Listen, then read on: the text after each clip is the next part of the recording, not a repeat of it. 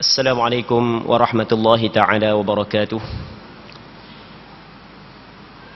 أعوذ بالله من الشيطان الرجيم. بسم الله الرحمن الرحيم. الحمد لله رب العالمين، والصلاة والسلام على أشرف الأنبياء والمرسلين سيدنا محمد وعلى آله وصحبه أجمعين. اللهم رب اشرح لي صدري ويسر لي أمري واحلل عقدة من لساني يفقه قولي، ولا حول ولا قوة إلا بالله العلي العظيم. اللهم انفعنا بما علمتنا وعلمنا ما ينفعنا وعلمنا ما جهلنا وذكرنا ما نسينا. اللهم يسر ولا تعسر، رب تمم بالخير. اللهم افتح علينا فتوح العارفين، وفقنا توفيق الصالحين. اللهم لا سهل إلا ما جعلته سهلا، وأنت تجعل الحزن إذا شئت سهلا. اللهم اجعلنا من السعداء المقبولين، ولا تجعلنا من الأشقياء المردودين. اللهم صل وسلم وبارك على سيدنا ومولانا محمد وعلى آله وصحبه أجمعين، والحمد لله رب العالمين. InsyaAllah kita sambung balik pengajian kitab Bulughul Maram berkenaan dengan hadis-hadis yang berkait dengan hukum hakam yang disusung dan dikarang oleh Al-Hafiz Al-Imam Ahmad bin Ali bin Muhammad yang dikenali sebagai Imam Ibn Hajar Al-Asqalani. Lahir pada tahun 773 Hijrah, wafat pada tahun 852 Hijrah. Rahimahullahu subhanahu wa ta'ala, wa nafa'anallahu bi'ulumihi fid daraini amin. Kita masih lagi di dalam bab mandi wajib. Hadis seterusnya dalam bab mandi wajib, kata Al-Hafiz Ibn Hajar Al-Asqalani rahimahullahu subhanahu wa ta'ala, wa an Abi Hurairah radhiyallahu anhu qala qala Rasulullah sallallahu alaihi wasallam, inna tahta kulli sya'ratin janabah faghsilu asy-sya'ra wa anqul bashar. رواه أبو داود والترمذي وضعفه، ولأحمد عن عائشة نحوه وفيه راو مجهول. Maksudnya daripada Sayyidina Abi Hurairah radhiyallahu anhu bahawa Rasulullah sallallahu alaihi wasallam bersabda, sesungguhnya di bawah setiap helai rambut terdapat janabah. Oleh kerana itu, basuhlah rambut dan bersihlah kulitnya. Hadis riwayat Imam Abu Daud dan Imam Tirmidzi, dan keduanya menilai hadis ini sebagai hadis yang lemah. Muslimin muslimat yang dirahmati oleh Allah Subhanahu wa taala, Al-Hafiz Ibn Hajar Al-Asqalani dia menyebut satu hadis yang diriwayat oleh Imam Abu Daud dan Imam Tirmidzi daripada Sayyidina Abi Hurairah radhiyallahu taala anhu, yang mana Nabi sallallahu alaihi wasallam menyebut bahawasanya setiap di bawah helai yang rambut ada janabah. Maksudnya apabila kita berjunub, keluar mani ke, bersetubuh ke, maka setiap helai yang rambut kita ada janabah. Maka apa yang dituntutkan kepada kita adalah apabila kita mandi wajib, maka kita kena sampaikan air pada setiap helayang rambut, dengan zon, dengan kuat sangkaan. Maksud apabila kuat sangkaan rata belaka dah, maka sudah memada. Cuma hadis ni adalah hadis dhaif, hadis lemah, jadi tidak boleh dijadikan sandaran hukum. Walaupun hadis ni hadis lemah, tapi maksud dan makna daripada hadis ini adalah betul, kerana disokong oleh dalil-dalil yang lain. Sebab itulah kalau kita buka dalam kitab fiqh, sama ada mazhab Imam Syafi'i ataupun mazhab yang lain, adalah rukun mandi wajib mesti kita kena meratakan air ke seluruh tubuh, termasuk bulu-bulu dan rambut yang berada di tubuh kita. Okey, betul hadis ni adalah hadis dhaif, Namun di sana ada hadis yang lain yang diriwayat daripada Sayyidina Ali, yang mana Sayyidina Ali angkat kepada Rasulullah. Maksudnya Sayyidina Ali kata Rasulullah bersabda. Hadis riwayat Imam Ahmad bin Hanbal, Imam Abu Dawud. Al-Hafiz Ibn Hajar Al-Asqalani menilai hadis yang kita akan baca lepas daripada ni, sanad dia adalah sanad yang sahih. Yang mana kata Sayyidina Ali, Nabi sallallahu alaihi wasallam menyebut, "Man taraka mawdi'a sya'ratin min janabatin lam yusibha ma'un fa'ala Allah ta'ala bihi kadza wa kadza minan nar." Sesiapa yang meninggal satu tempat daripada sehelai rambut, daripada berjunub, dak kena air, maka Allah Ta'ala akan buat kepada dia bergiang-bergiang daripada api neraka. Maksudnya ada amarang keras daripada syarak. Orang yang meninggal daripada meratakan air di dalam mandi wajib. Sebab itulah ulama menyebut bahawasanya rukun mandi wajib di antaranya adalah kita kena meratakan air ke seluruh tubuh, dan wajib kita kena membasuh segala rambut dan bulu yang berada di atas tubuh badan kita. Muslimin muslimat yang dirahmati oleh Allah Subhanahu wa taala. Okey, kita bi bab mandi wajib, kita akan masuk bab tayamum. Jadi sebelum daripada kita masuk dalam bab tayamum, secara kebetulan ada minggu lepas kita ada bincang hadis Ummu Salamah berkenaan dengan masalah perempuan mandi wajib, hak yang perempuan ada sanggu rambut. Jadi ada lagi orang hak yang masih lagi tidak jelas dengan huraian lepas. Dia kata, mula-mula ustaz kata tak perlu rungkai rambut, lepas tu ustaz kata perlu kena rungkai pula. Okey, nanti kita ada ahli jemaah dalam masjid kita tanya, sebelum daripada kita nak mengajar saat ni pun ulang pula sekali lagi, suruh jawab soalan ni, supaya kekeliruan orang saat ni tu hilang. Okey, muslimin muslimat yang dirahmati oleh Allah Subhanahu wa taala. Pada minggu lepas kita ada bincang satu hadis yang diriwayat daripada Ummu Salamah yang dikeluarkan oleh Imam Muslim, yang mana kata Ummu Salamah radhiyallahu taala an, aku tanya Nabi sallallahu alaihi wasallam. Ditanya Rasulullah ke mana? Ya Rasulullah, wahai Rasulullah, inni imra'atun, sesungguhnya aku adalah seorang perempuan, asyuddu sya'ra ra'si, aku ikat rambut kepala aku. Aku ni seorang perempuan yang ikat rambut kepala, dan biasalah orang puang dah rambut panjang dia ikat rambut. Baik, lepas daripada tu ditanya Rasulullah, afa anquduhu li ghuslil janabah, adakah perlu aku kena rungkaikan ikatan tersebut untuk mandi janabah, mandi junub? Lalu tu kata Nabi sallallahu alaihi wasallam, qala la, tak perlu. Innama yakfiki an tahthi ala ra'siki thalatha hathayat, sesungguhnya mencukupi, memadai kepadamu tuang 3 kali tuang saja di atas kepalamu. Maka ulama ambil daripada hadis ini, perempuan apabila dia mandi junub kerana keluar mani ataupun bersetubuh, tidak wajib dia merungkaikan rambut dia. Dia ikat rambut, tak perlu rungkai, mandi gitu lah. Okey, ambil daripada hadis ni dengan kesepakatan ulama. Mereka ada satu riwayat yang diriwayat daripada Abdullah bin Umar mengatakan kena rungkai rambut. Kita urang kan minggu lepas kan, ada riwayat daripada Abdullah bin Umar. Jadi apabila sampai berita tersebut kepada Aisyah, Abdullah bin Umar Abdullah bin Umar suruh perempuan supaya rungkaikan ikatan rambut ketika mandi wajib. Maka Aisyah kata lagu mana, sedap dia suruh orang puang rungkai. Bapa dak suruh orang puang cukur terus? Ingat tak benda yang kita khabar minggu lepas? Bapa dak suruh orang puang cukur terus? Jadi ada pandangan sebahagian daripada ulama kena rungkaikan rambut, tapi pandangan ni bukanlah pandangan yang diterima oleh ulama-ulama mazhab. Sepakat ulama mazhab mengatakan perempuan kalau dia nak mandi janabah tidak wajib rungkai rambut, bersandarkan, berdasarkan, beralasan dengan hadis yang diriwayat oleh Imam Muslim daripada Ummi Salamah radhiyallahu taala anha. Berbeza dengan mandi haid. Adapun mandi haid, saat ni kita bincang berkenaan dengan mandi junub.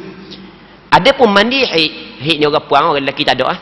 Dan begitu juga mandi nifas, maka di sini berlaku perselisihan di kalangan ulama mazhab. Yang mana Majoriti ulama mazhab kata sama je mandi haid ke mandi janabah ke orang puang tidak wajib rungkaikan rambut.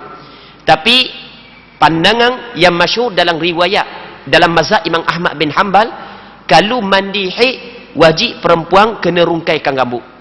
Berpandukan kepada hadis yang sahih daripada Aisyah, yang mana ketika tu Aisyah sedang mengerjakan umrah. Dia pun khabar kepada Rasulullah bahawasanya dia datang haid, maka Rasulullah sallallahu alaihi wasallam khabar lagu mana kepada dia, unqudi ra'saki, mu kena rungkaikan kepalamu, rambutmu. Jadi mazhab Ahmad bin Hanbal mengambil hadis tersebut menjadikan dalil bahawasanya perempuan kalau mandi haid wajib dia kena rungkaikan rambut. Namun pandangan majoriti ulama tak wajib rungkaikan rambut. Okey, tu secara benda, secara kasar. Lepas tu hak yang ustaz kata kena rungkai pula. Okey, gini. Ulama kata hak yang tak wajib kena rungkaikan rambut hak yang orang puan sipu saat ni tu sekiranya sampai air, kalau tidak rungkaikan. Okey, boleh faham? Adapun kalau tak sampai air, ni apa hak yang disebut di dalam mazhab Imam Syafi'i. Kalau tak sampai air, kalau tak ruka ikatan dia tak sampai kepada pangkal-pangkal rambut, maka diwajibkan kepada perempuan rungkaikan ikatan tersebut. Okey, jadi kesimpulan. Jadi hak yang kata wajib rungkai pun betul, hak kata tak wajib rungkai pun betul. Jadi sebab soalan dia kata mana? Soalan dia kata ustaz ngajut minggu lepas kata mula ustaz kata tak wajib rungkai, tapi pada penghujung ustaz kata wajib rungkai. Sebenarnya kedua-dua betul. Hak yang kata tak wajib rungkai sekiranya kalau dia tidak rungkai air sampai juga ke pangkal rambut. Adapun hak yang wajib rungkai adalah sekiranya tidak sampai air ke pangkal rambut. Okey, jelas cikgu Okey, jelas. Okey, kita sambung balik pengajiannya. Sekarang ni kita masuk dalam bab baru, iaitu bab tayammum. Muslimin muslimat yang dirahmati oleh Allah Subhanahu wa taala. Dia tayammum adalah suatu ibadat yang disyariatkan kepada umat Nabi Muhammad sallallahu alaihi wasallam kerana agama ingin mempermudahkan, memberi kemudahan kepada umat Nabi Muhammad sallallahu alaihi wasallam. Dia tayammum adalah bersuci yang menjadi ganti, yang menjadi pengganti kepada berwuduk dan mandi wajib. Kita apabila kita nak sembahyang sebagai contoh, maka diwajibkan kita kena mengambil wuduk. Kalau kita berhadas besar, wajib kita kena mandi wajib, wajib kita kena mandi. Baik, berwuduk dan mandi adalah dengan air. Maksudnya kita kena guna air. Kadang-kadang ada orang memang tidak mampu guna air. Sebab mana tidak mampu guna air? Tak ada air. Ada orang, no, nak pergi ke Lumpur, nak pergi tengok bola, balik tengok bola, contoh kita kata, tiba-tiba kereta mampu atas lebuh raya. Nak cari mana air? Hak ada tu air dalam taki tu, nak ambil mana? Air tak ada. Dah sampai masuk waktu subuh kena semayang. Air tak ada, tetap wajib kena semayang. Sebab tidak ada air bukanlah satu alasan yang menggugurkan kewajipan sembahyang.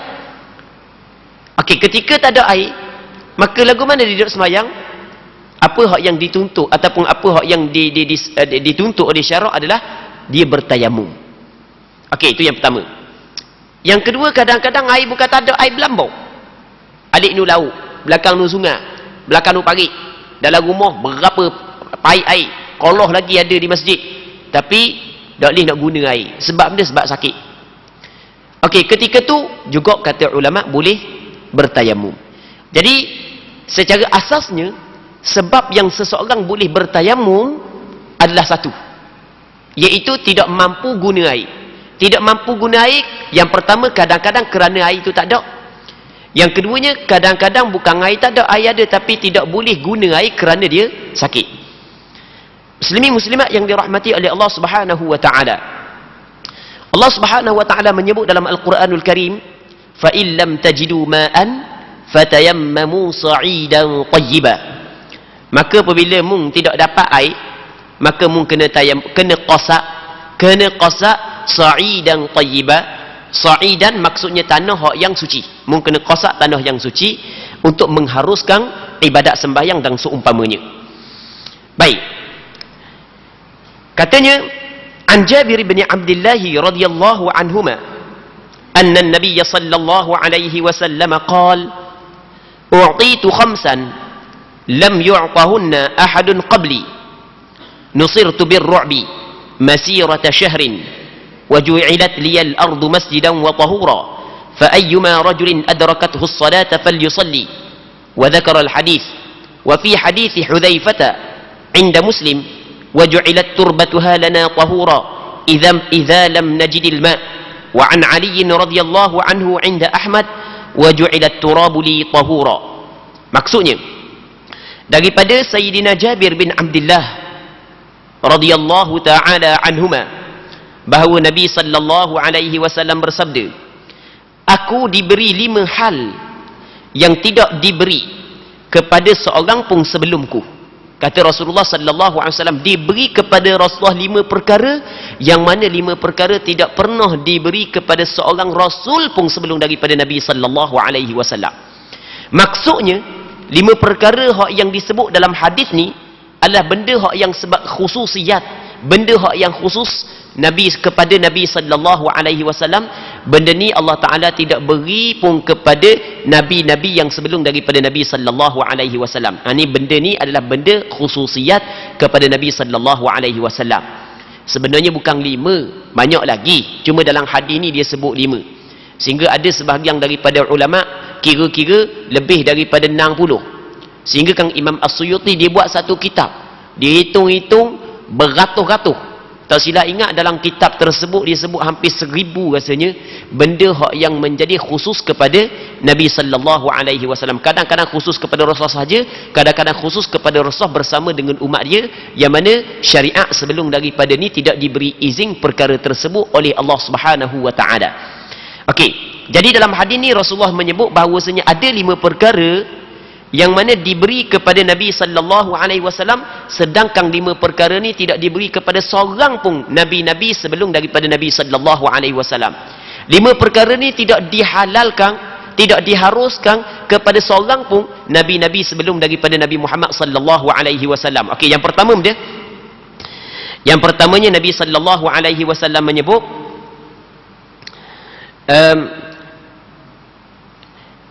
yang pertamanya iaitu aku diberi pertolongan dengan rasa ketakutan musuhku sejauh perjalanan sebulan. Allahu Rabbi.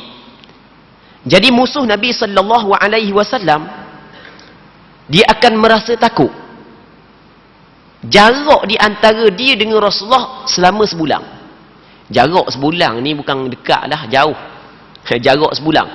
Dia kalau perjalanan dulu, kalau perjalanan sehari semalam adalah perjalanan lebih kurang dalam 100 km lah, kita kata lebih kurang. Ya, perjalanan sehari semalam adalah perjalanan 2 marhalah. Tak kata-kata 100 km dah lebih kurang. Jadi kalau sebulan kira sendirilah. Sebulan ni maksudnya 30 hari 30 malam. Jadi 100 km kita kali lah kepada 30. Jadi berapa? Jadi kira sendirilah. Pandai belaka kira ke pandai kira. 100 km kali 30. Kali sendiri ya. Allah Rabbi.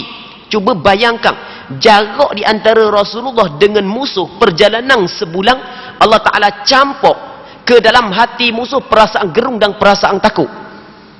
Yang mana benda ni tidak pernah diberi kepada umat yang sebelum daripada Nabi sallallahu alaihi wasallam. Ini adalah di antara kelebihan yang Allah Taala bagi kepada Nabi sallallahu alaihi wasallam. Sebenarnya punca daripada orang kafir takut sangat kepada Rasulullah kerana sifat syirik yang ada dalam diri dia. Punca daripada sifat syirik yang ada di dalam hati orang kafir itulah, sebab itulah dia rasa takut. Jadi orang yang melakukan syirik, Allah Subhanahu wa taala campur perasaan takut dalam hati. Allah Subhanahu wa taala berfirman dalam Al-Quranul Karim, katanya sanulqi fi qulubil ladzina kafaru ar-ru'ba bima asyraku billah ma lam yunazzil bihi sultana. Maksudnya kami akan campur, kami akan masukkan ke dalam hati orang-orang kafir perasaan takut, sebab dia telah melakukan syirik kepada Allah Subhanahu wa taala. Dia melakukan syirik kepada Allah Subhanahu wa taala dengan perkara yang Allah Taala tidak turun pun keterangan tentangnya. Benda tu Allah Ta'ala tidak turunkan keterangan, tapi dia melakukan syirik kepada Allah Subhanahu Wa Ta'ala. Punca daripada syirik tersebut, Allah Ta'ala campurkan perasaan takut. Sehingga kan, kalau dia nak berlawang dengan Nabi sallallahu alaihi wasallam, sebulan jarak di antara dia dengan Rasulullah sallallahu alaihi wasallam, mari perasaan takut. Ini di antara kelebihan yang Allah Ta'ala bagi kepada Nabi sallallahu alaihi wasallam. Bukan setakat tu dan ada hak yang lebih daripada tu lagi. Ada dalam hadis yang diriwayat oleh Imam Muslim, Nabi sallallahu alaihi wasallam menyebut ada tentera Islam yang berperang dengan orang kafir. Allah Ta'ala bagi kemenangan kerana ada di dalam tentera tersebut sahabat yang pernah melihat Nabi sallallahu alaihi wasallam. Ini disebut dalam hadis yang diriwayat oleh Imam Muslim daripada Abi Sa'id Al-Khudri radhiyallahu ta'ala an, yang mana kata Nabi sallallahu alaihi wasallam, ya'ti 'alan nas zamanun yaghzu fi'amun minan nas, akan datang satu zaman yang mana sekumpulan manusia berperang. Maksudnya orang Islam berperang dengan orang kafir. Akan datang satu zaman. Lepas tu fayuqalu lahum, maka dikatakan kepada mereka itu, orang tanya, hal fikum man ra'a Rasulullah sallallahu alaihi wasallam? Adakah ada bersama kamu ni orang yang pernah melihat Nabi sallallahu alaihi wasallam? Dan tu fayaquluna na'am. Lalu tu mereka itu berkata, ya, ada bersama kami orang yang pernah melihat Nabi sallallahu alaihi wasallam. Lalu tu kata Rasulullah sallallahu alaihi wasallam, fayuftahu lahum, maka diberi kemenangan kepada mereka itu. Allah Rabbi, bukan hanya Nabi, bukan orang yang pernah melihat Nabi mendapat ganjaran tersebut. Sehingga kan dalam hadis yang diriwayat oleh Imam Muslim daripada Abi Sa'id Al-Khudri, Nabi sallallahu alaihi wasallam menyebut, hanya kerana ada segolongan orang yang pernah melihat Nabi sallallahu alaihi wasallam bersama dengan tentera Islam, Allah Ta'ala bagi kemenangan kepada tentera tersebut. Lalu tu kata Rasulullah sallallahu alaihi wasallam lagi, thumma yaghzu fi'amun minan nas, kemudian berperang oleh sekumpulan daripada manusia. Lepas daripada tu ada pula peperangan yang lain lepas daripada tu. Okey, lalu tu orang pun tanya, fayuqalu, maka dikatakan, fayuqalu lahu, maka dikatakan kepada mereka itu, hal fikum marra'a man sahiba Rasulullah sallallahu alaihi wasallam? Adakah bersama dengan kamu orang yang pernah melihat orang yang bersahabat dengan Rasulullah? Tadi melihat Rasulullah, dah oleh kerana lama tak ada dah sahabat ni. Ada dah orang yang pernah melihat orang yang bersahabat dengan Rasulullah. Lepas tu fayaqulun, lalu tu mereka itu berkata, na'am, ya, ada. Lalu tu fayuftahu lahum, diberi kemenangan pula kepada mereka itu. Allahu Rabbi, ni kelebihan yang Allah Ta'ala bagi kepada Nabi sallallahu alaihi wasallam. Lalu tu Rasul sebut lagi, summa yaghzu fi'amun minan nas, kemudian berperang pula lepas daripada tu sekumpulan daripada manusia, maksudnya tentera Islam lawan dengan orang kafir. Lepas tu fayuqalu lahum, maka dikatakan kepada mereka itu, hal fikum man ra'a man sahiba Rasulullah sallallahu alaihi wasallam? Adakah bersama dengan kamu mereka hak yang pernah melihat orang hak yang pernah bersahabat dengan sahabat Rasulullah? Ada tak di kalangan kita orang hak yang pernah melihat orang hak yang pernah bersahabat dengan sahabat Rasulullah sallallahu alaihi wasallam? Fayuqalu lahum fayaqulun na'am. Lalu tu orang tentera tersebut kata ada. Fayuftahu lahum, akhirnya Allah Ta'ala bagi kemenangan. Allah Rabbi, ini di antara kelebihan yang Allah Subhanahu wa Ta'ala bagi kepada Nabi sallallahu alaihi wasallam. Nabi sallallahu alaihi wasallam adalah sayyidul mursalin, penghulu bagi segala rasul. Nabi sallallahu alaihi wasallam yang paling lebih sekali. Tapi walaupun Nabi sallallahu alaihi wasallam yang paling lebih, Nabi sallallahu alaihi wasallam tidak pernah berbangga dengan kelebihan tersebut. Sehingga kan dalam satu hadis Nabi sallallahu alaihi wasallam bersabda, ana sayyidu waladi Adam wala fakhra. Aku adalah penghulu kepada anak Adam. Aku sedikit pun tidak fakhra, maksudnya tidak merasa kagum dengan keadaan tersebut. Aku tidak berbangga dengan keadaan aku adalah ketua kepada segala anak Adam. Bahkan dalam hadis yang diriwayat oleh Imam Bukhari dan Muslim, Nabi sallallahu alaihi wasallam melarang kita melebih-lebihkan di antara para nabi Allah Subhanahu wa taala. Kata Nabi sallallahu alaihi wasallam, la tufaddilu baina anbiya'illah, mu jangan melebihkan di antara nabi-nabi Allah. Dalam hadis yang lain, Nabi sallallahu alaihi wasallam bersabda, la tukhayyiruni ala Musa, mu jangan mengatakan aku lebih daripada Nabi Musa. Dalam hadis yang lain Nabi sallallahu alaihi wasallam bersabda, la tufaddiluni ala Yunus bin Matta, mu jangan melebihkan aku di atas Yunus bin Matta. Tapi pada hakikatnya Nabi sallallahu alaihi wasallam melebihi berbanding dengan para nabi yang lain.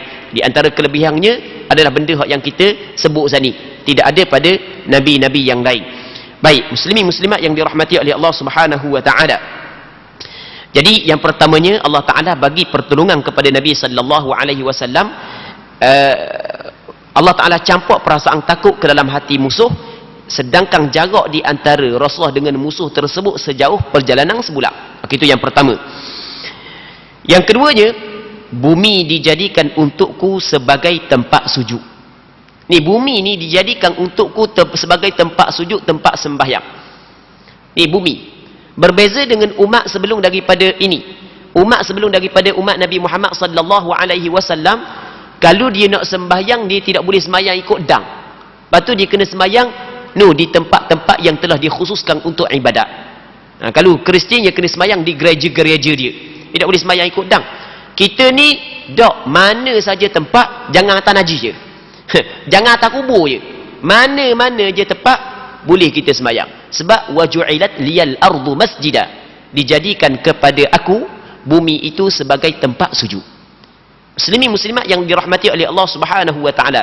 Sebab itulah bukanlah satu alasan bagi seorang umat Nabi Muhammad sallallahu alaihi wasallam, bukanlah satu alasan yang diterima oleh syarak. Umat Nabi Muhammad sallallahu alaihi wasallam meninggalkan sembahyang kerana tidak jumpa masjid dan surau. Dah apa dah sembahyang, dah jumpa sekarang masjid surau. Itu bukan alasan yang diterima oleh syarak. Kerana umat Nabi Muhammad sallallahu alaihi wasallam bukanlah dituntut kepada dia hanya sembahyang di masjid dan surau. Bukan di mana saja tempat dia berada, walaupun bukan masjid surau, mesti dia kena sembahyang. Berbeza dengan umat sebelum daripada Nabi Muhammad sallallahu alaihi wasallam. Tapi Allahu Rabbi, banyak orang kita yang jaga dah semayang, apabila pergi jalan cari masjid surau, dak jumpa dak semayang setara. Itu adalah satu kesilapan yang besar. Dia telah meruntuhkan tiang agama Islam.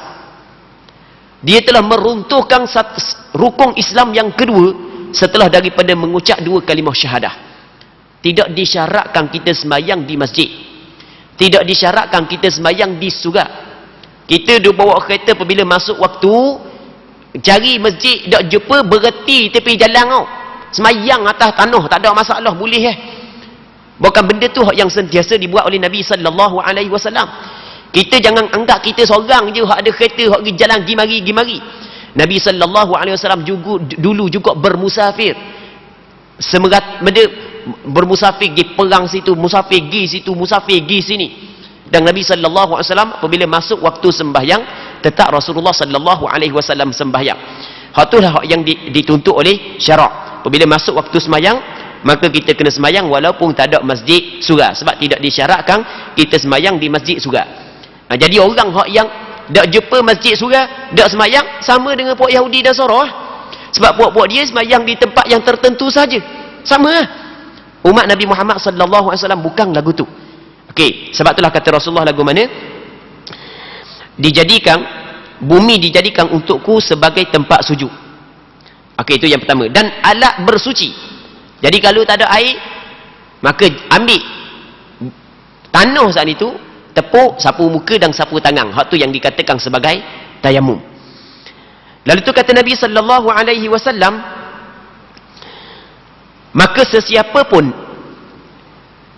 lelaki di kalangan umatku yang menemui waktu solat, hendaklah dia sembahyang. Tengok kata Rasulullah. Jadi dia duduk di mana pun, walaupun tak ada air, apabila masuk waktu sembahyang, dia kena sembahyang. Fa ayyuma rajulin min ummati adrakathu as-salah falyusalli. Tidak disyaratkan sembahyang di masjid dan tidak disyaratkan sembahyang di surau. Muslimin muslimat yang dirahmati oleh Allah Subhanahu wa taala. Dalam hadis ni Nabi sallallahu alaihi wasallam menyebut dijadikan bumi. Dia bumi ni umumlah, bumi tanah hak atas ni, latar umumlah. Maka sebab itulah Ulama berselisih pandangan. Hak yang boleh kita guna untuk tayamum tu benda. Ada sebahagian daripada ulama kata setiap benda hak yang ada pada permukaan bumi boleh kita guna untuk tayamum. Sama ada debu ataupun tidak. Okey, itu pandangan sebahagian daripada ulama. Namun pandangan mazhab Imam Syafi'i mesti alat hak yang kita nak guna adalah tanah yang mempunyai debu. Tapi masih lagi ada pandangan ulama di antaranya mazhab Hanafi, di antaranya mazhab Maliki mengatakan boleh kita bertayamum setiap apa hak yang ada di atas muka bumi walaupun tidak berdebu. Kita boleh tayamum di atas batu, kita boleh tayamum di atas pasir. Batu dalam mazhab Hanafi, batu, tahu batu? Tak kenal ke batu kan? Batu tu walaupun tak ada debu tak ada masalah. Tepuk tangan atas batu, lepas tu sapu muka, tepuk, lepas tu sapu tangan. Okey, itu dalam mazhab Hanafi. Tapi mazhab Imam Syafi'i dia kata yang dimaksud dengan bumi di sini adalah tanah. Kerana di sana ada hadis yang diriwayat oleh Imam Muslim daripada Hudzaifah bahawasanya, dan menurut hadis Hudzaifah radhiyallahu taala anhu yang diriwayat oleh Imam Muslim disebutkan dan tanahnya dan dijadikan tanahnya kepada kami alat penyuci sekiranya kami tidak menjumpai air. Jadi ada riwayat Imam Muslim daripada Hudzaifah, Rasulullah sallallahu alaihi wasallam menyebut turbatuha. Begitu juga dalam hadis yang diriwayat oleh Imam Ahmad bin Hanbal daripada Sayyidina Ali bahawasanya Nabi sallallahu alaihi wasallam menyebut waju'ilat turabu li tahura, dan dijadikan tanah bagiku sebagai pembersih. Oleh kerana ada hadis yang diriwayat oleh Imam Ahmad bin Hanbal daripada Sayyidina Ali daripada Hudzaifah bin Al-Yaman dikeluarkan oleh Imam Muslim, Nabi sallallahu alaihi wasallam menyebut tanah. Sebab tu dalam mazhab Imam Syafi'i mensyaratkan tanah. Jadi sebaik-baiknya kita guna tanah. Hak tu hak yang sebaik-baik. Sebab apabila kita guna tanah, tak ada ulama pun mengatakan tidak sah. Tapi kalau kita guna batu yang tidak mempunyai debu, maka berlaku perselisihan di kalangan ulama sah ataupun tidak tayamum kita. Ada sebahagian daripada ulama mengatakan sah, tapi masih lagi ada ulama mu'tabar mengatakan tidak sah. Maka dalam kaedah fiqh menyebut bahawasanya al-khuruju minal khilafi mustahab. Keluar daripada khilaf ulama adalah dituntut, adalah disunatkan. Jadi hak yang sebaik-baiknya kita tidak perlu tayamum di atas batu. Tapi kita kena ingat, kalau tak ada tanah, maka tidak menjadi masalah kita bertaklid kepada mazhab Hanafi, cari batu-batu apa semua sekali. Lepas tu istinja di atas batu, lepas tu kita istinja pula benda. Kita tayamum di atas batu, lepas tu kita sembahyang. Seterusnya kata dia wa an Ammar bin Yasir radhiyallahu anhuma qala بعثني النبي صلى الله عليه وسلم في حاجة فأجنبت فلم أجد الماء فتمرغت في الصعيد كما تمرغ الدابة ثم أتيت النبي صلى الله عليه وسلم فذكرت ذلك له فقال إنما كان يكفيك أن تقول بيديك هكذا ثم ضرب بيديه الأرض ضربة واحدة ثم مسح الشمال على اليمين وظاهر كفيه ووجهه muttafaqun alaih wal lafdhu li Muslim. Maksudnya daripada Sayyidina Ammar bin Yasir. Sayyidina Ammar bin Yasir adalah seorang sahabat Nabi sallallahu alaihi wasallam. Mak dia nama Sumayyah, ayah dia nama Yasir. Jadi mak dia semuanya adalah awal-awal syahid di dalam Islam. Awal-awal orang yang mati, yang gugur syahid kerana mempertahankan kalimah tauhid adalah Sumayyah. Awal-awal syahid dalam Islam adalah Sumayyah. Beberapa tahun lepas, belum lupa berapa tahun, dalam 4 ataupun 5 tahun lepas, ada seorang sahabat hamba dalam Facebook lah, dia belajar di satu pusat pengajian Islam di dalam negara kita. Tapi hamba tak sebutlah pusat pengajian mana. Yang mana dalam pusat pengajian Islam tersebut dia tulis besar atas, dia tulis awwalu syahidin fil Islam Ammar. Dia tulis awal-awal syahid dalam Islam adalah Ammar. Hamba pun tegur, kata tak betul tu. Silap tau. Bukan Ammar awal-awal syahid dalam Islam. Jadi ada mungkin awalnya tersilap. Manusia tidak terlepas daripada kesilapan. Kadang-kadang hak yang buat azan itu bukan ustaz pun. Dia dengar jauh-jauh, dia pun buat nak pergi comel dah pusat pengajian Islam kan. Nak pergi comel lah. Jadi dia tulis gantung tinggi. Dalam dalam bangunan dia. Allah Rabbi, kita kata silap. Orang yang mula-mula gugur syahid dalam Islam bukan Ammar, mak dia tukar, bukan Ammar bin Yasir, Sumayyah kena tukar. Ammar bukan awal-awal. Ammar mati bila? Ammar mati dalam peperangan Siffin, peperangan selepas di zaman pemerintahan Sayyidina Ali bin Abi Talib. Jauh dah dengar Rasulullah. Sebelum tu ramai dah sahabat-sahabat mati. Dia Ammar bin Yasir mati dalam gugur syahid dalam peperangan Siffin, peperangan yang berlaku di antara tentera Sayyidina Ali dengan tentera Muawiyah radhiyallahu taala anhum. Yang mana Allah Rabbi, cerita ni masyhur. Jadi satu kesilapan hak yang teruklah, tidak menasabahlah tempat pengajian Islam dalam masalah sejarah tu tukar. Tapi orang dan manusia tidak terlepas daripada salah dan silap. Dia ada satu hadis selepas daripada Rasul sampai ke Madinah, Rasul pun pakak dengan sahabat buat masjid Nabi. Maka sahabat pakak akut batu lah, orang lain kat suti-suti, Ammar akak 2 utir batu. Maka kata Rasul kepada Ammar, waihaka ya Ammar taqtulukal fi'atul baghiyah. Oh siang kamu wahai Ammar, mu akan dibunuh oleh kumpulan yang jahat, kumpulan yang melakukan kezaliman. Baik, masa peperangan Siffin, Ammar bin Yasir bersama dengan tentera Sayyidina Ali perang dengan tentera Muawiyah, dan Ammar bin Yasir gugur syahid dalam peperangan tersebut. Apabila Ammar bin Yasir gugur syahid, maka ada seorang sahabat Rasulullah yang bersama dengan Muawiyah, nama dia Amr bin Al-As radhiyallahu taala an, letak senjata kabar kepada Muawiyah. Sudahlah kita ni Muawiyah, salah dah kita ni, sebab Rasulullah pernah kabar sebelum daripada ni, orang kumpulan yang membunuh Ammar adalah kumpulan yang melakukan kezaliman. Sekarang ni Ammar bersama dengan Sayyidina Ali. Baik, jadi Ammar gugur syahid pada peperangan Siffin. Bukan awal-awal orang hak yang syahid dalam Islam adalah Ammar. Hak yang awal-awal hak yang syahid dalam Islam adalah mak dia, Sumayyah. Lepas tu disusuli oleh ayah dia, Yasir. Muslimin muslimat yang dirahmati oleh Allah Subhanahu wa taala. Jadi Ammar bin Yasir meriwayatkan bahawasanya Nabi sallallahu alaihi wasallam telah mengutusku untuk sesuatu keperluan. Adalah hajat Nabi sallallahu alaihi wasallam. Rasul kata dia pergi musafir lah. Lalu tu dalam musafir saat itu, lalu aku berjunub. Allah Rabbi, dalam musafir berjunub. Lepas tu di tanah Arab bukan macam tempat kita air payah. Jadi air payah nak mandi mana? Maka Ammar bin Yasir dia mikir dah kalau orang tu tak ada air untuk berwuduk, maka dia guna tanah, sapu muka, sapu tangan. Dah orang tak ada air untuk mandi wajib, kena guli atas tanah lah. Dia kias, guli atas tanah gitu. Lalu tu kata Ammar bin Yasir, ni hak yang disebut oleh Ammar bin Yasir, lalu aku berjunub dan aku tidak mendapatkan air, maka aku berguling di atas tanah seperti yang dilakukan oleh binatang. Jadi lagu mana binatang guling atas tanah? Guling lah. Diguna kias. Jadi di antara sandaran hukum syarak adalah kias, dan kias dilakukan oleh sahabat, di antaranya Ammar bin Yasir. Sebab itulah orang yang menolak kias adalah orang yang melakukan satu kesilapan. Okey. Jadi Nabi sallallahu alaihi wasallam tak larang pun Ammar bin Yasir menggunakan kias. Cuma Rasulullah hajar kias tu tak betul. Hak yang betul sekian cara dia. Lepas daripada tu, kemudian aku mendatangi Nabi sallallahu alaihi wasallam dan menceritakan hal itu padanya. Rasulullah sallallahu alaihi wasallam bersabda, sesungguhnya engkau cukup dengan kedua belah tanganmu begini. Lalu beliau menepuk tanah sekali, kemudian mengusapkan tangan kirinya dan tangan kanannya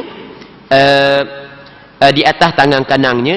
Kemudian Rasulullah sallallahu alaihi wasallam menyapu di belakang dua tapak tangan dan muka dia.